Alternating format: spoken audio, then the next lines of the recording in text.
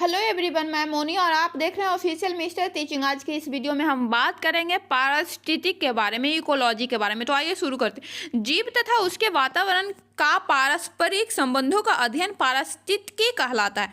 पारिस्थितिकी शब्द हेकेल के द्वारा दिया गया है। पारिस्थितिकी, स्वपारिस्थितिकी और समपारिस्थितिकी। स्वपारिस्थितिकी किसी एक जीव अथवा किसी एक जाति के जीवों का वातावरण के प्रभाव का अध्ययन स्वपारिस्थितिकी कहलाता है।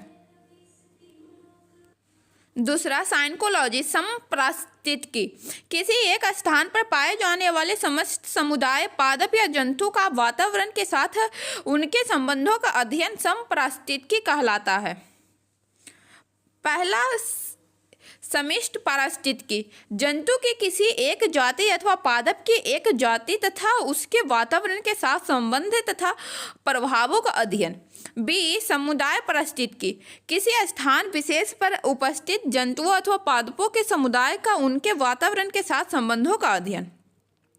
तीसरा, पारितंत्र पारिस्थितिकी किसी स्थान पर उपस्थित जैविक तथा अजैविक घटकों का वातावरण के साथ संबंधों का अध्ययन। पारितंत्र किसी वातावरण में उपस्थित सभी जैविक तथा अजैविक कारकों तथा उनके बीच के संबंधों का अध्ययन पारितंत्र कहलाता है। पारितंत्र शब्द टॉन्सेल के द्वारा दिया गया है 1935 में।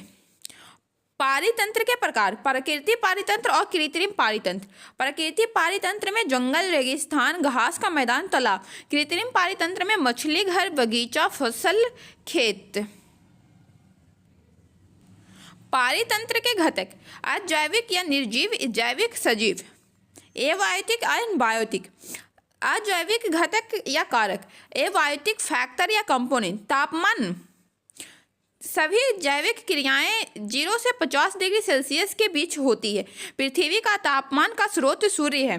तापमान का प्रभाव शारीरिक बनावट, प्रजनन, भौगोलिक वितरण जैसी क्रियाओं पर प्रत्यक्ष रूप से पड़ता है।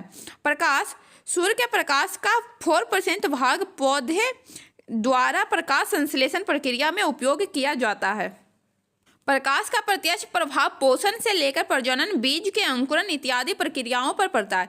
वायु का प्रभाव बाष्पोत्सर्जन की प्रक्रिया से लेकर परागण की प्रक्रिया तक पड़ता है। वायुमंडलीय आर्द्रता, वायुमंडल में उपस्थित जल वाष्प की मात्रा को आर्द्रता कहा जाता है। आर्द्रता कम होने पर बाष्पोत्सर्जन की दर बढ़ जाती है, जबकि आर्द्रता अधिक होने पर बाष्पोत्सर्जन की दर कम हो जाती है।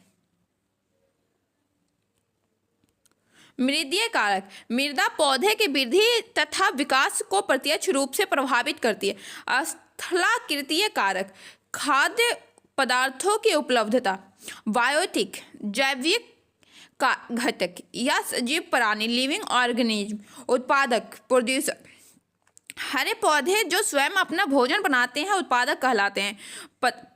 पादपों द्वारा बना कार्बनिक पदार्थ जैव भार कहलाता है।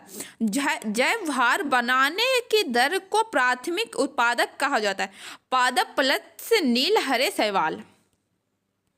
उपभोक्ता, कंज्यूमर, सभी जंतु जो प्रत्यक्ष अथवा अप्रत्यक्ष रूप से ऊर्जा या भोजन को पौधे उत्पादक से प्राप्त करते हैं उपभोक्ता कहलाते हैं। उपभोक्ता, शाकाहारी, खरगोश, गिलहरी, मवेशी, बकरी। मांसाहारी, सांप, लोमड़ी, शेर। प्राथमिक उपभोक्ता, शाकाहारी वे जीव जो पत्तियों तथा कोमल तनों को खाते हैं, बकरी, खरगोश, गाय। द्वितीय उपभोक्ता, मांसाहारी वे जीव जो प्राथमिक उपभोक्ता को खाते हैं, मेंढक, शेर, चीता। तृतीय उपभोक्ता, वे जंतु जो दूसरे मांसाहारी जंतुओं को खाते हैं, सार्प, गिद्धे। सर्वाहारी, वे जीव जो उत्पादक तथा उपभोक्ता दोनों को खाते हैं।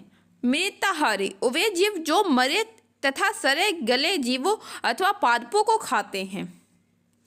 अपघटक, वे जीव जो मृत शरीर को अपघटित करके उसे समाप्त कर देता है। कवक, जीवाणु।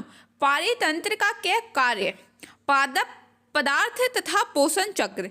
जैवीय नियंत्रण, पर्यावरण द्वारा जीव तथा जीव द्वारा पर्यावरण का नियंत्रण। पारिस्थितिक तंत्र में ऊर्जा का प्रवाह, पारितंत्र में ऊर्जा का प्रवेश, रूपांतरण तथा बंटवारा ऊष्मागतिकी के नियम का पालन करता है। पारितंत्र में ऊर्जा के प्रवाह हमेशा एक दिशात्मक होता है। पारितंत्र में ऊर्जा प्रवाह लिंडमैन के नियम के अनुसार होता है। इस नियम के अनुसार एक पोषक स्तर के दूसरे पोषक स्तर तक केवल 10% ऊर्जा ही स्थानांतरित होती है, शेष 90% ऊर्जा बेकार या व्यर्थ हो जाती है। लिंडमैन के अनुसार किसी पारितंत्र में ऊर्जा का मूल स्रोत सूर्य है। किस पारितंत्र में खाद्य श्रृंखला जितनी छोटी होती है, ऊर्जा का ह्रास उतना ही कम होता है। खाद्य श्रृंखला उत्पादकों एवं उपभोक्ताओं तक ऊर्जा के स्थानांतरण की प्रक्रिया श्रृंखला घास से कीड़ा, कीड़ा से मेढक, मेढक से सांप, सांप से बाज। खाद्य श्रृंखला के प्रकार परभक्षी खाद्य श्रृंखला, हरे पौधे से छोटे जंतु, छोटे जंतु से बड़े जंतु। परजीवी खाद्य श्रृंखला, बड़े जंतु से छोटे जंतु। मृत खाद्य श्रृंखला, मृत प्राणियों से सूक्ष्म जीवों की ओर।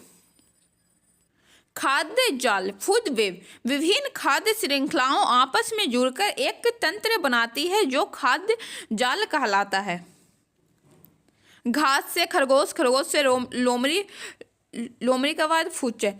घास से गाय, गाय बाघ को भी खा रहा है। घास से कीड़े, कीड़े मेढक को। ये सब खाद्य चैन में है। पोषण स्तर या खाद्य स्तर, किसी जीव की खाद्य श्रृंखला में उसके खाने की आदत के अनुसार एक विशेष स्थान होता है। पिरामिड, उत्पादक, फिर प्राथमिक उपभोक्ता, फिर द्वितीय उपभोक्ता, फिर तृतीय उपभोक्ता। पारिस्थितिकी पिरामिड, किसी पारिस्थितिकी तंत्र में पोषण संरचना का ग्राफीय निरूपण पारिस्थितिकी पिरामिड कहलाता है। पारिस्थितिकी पिरामिड सीधा, उल्टा अथवा तर्करूपी का हो सकता है। पारिस्थितिकी पिरामिड के प्रकार, पहला संख्या का पिरामिड, दूसरा जीव भार का पिरामिड, तीसरा ऊर्जा का पिरामिड। पहला संख्या का पिरामिड, प्रत्येक पोषण स्तर जीवों की संख्या का ग्राफीय निरूपण। किसी घास तंत्र अथवा तालाब तंत्र के लिए यह पिरामिड सीधा होता है। वन पारितंत्र के लिए यह उल्टा पिरामिड होता है। परजीवी खाद्य श्रृंखला का पिरामिड उल्टा होता है। घास तंत्र का पिरामिड और तालाब तंत्र का पिरामिड, पौधे से कीट, कीट से मेढक, मेढक से सांप, सांप से मोर। यहाँ पे है प्लैंकटन, मछली, बड़ी मछली और बगुला खाता है। और अति परजीवी, ये उल्टा पिरामिड है। अति परजीवी शाकाहारी अन्न उत्पादक, मांसाहारी शाकाहारी अन्न प्रोड्यूसर, ये शंकुकार है। जैव भार का पिरामिड, ऐसा पिरामिड जिसमें प्रत्येक स्तर पर जीव भार को दर्शाया जाता है। किसी वन या भूमि पारिस्थितिकी तंत्र के लिए पिरामिड सीधा अथवा जलीय पारितंत्र के लिए उल्टा होता है। उत्पादक शाकाहारी, प्राथमिक और उच्च मांसाहारी, कार्निवोरस, हर्बीवोरस और प्रोड्यूसर। ऊर्जा का पिरामिड, विभिन्न पोषक स्तरों पर ऊर्जा का ग्राफीय निरूपण। यह पिरामिड सदैव सीधा होता है।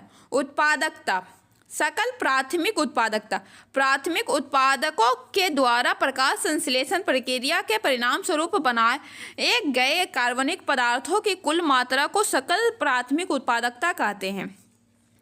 शुद्ध प्राथमिक उत्पादकता, प्राथमिक उत्पादकों द्वारा संचरित कार्बनिक पदार्थों की मात्रा को शुद्ध प्राथमिक उत्पादकता कहा जाता है। द्वितीय उत्पादकता, उपभोक्ताओं के विभिन्न स्तरों द्वारा अधिक मात्रा में संचित कार्बनिक पदार्थ के कारण जीव भार में हुई वृद्धि को द्वितीय उत्पादक कहा जाता है। अगर वीडियो पसंद आए तो लाइक करें, सब्सक्राइब करें और शेयर जरूर करें। Thank you.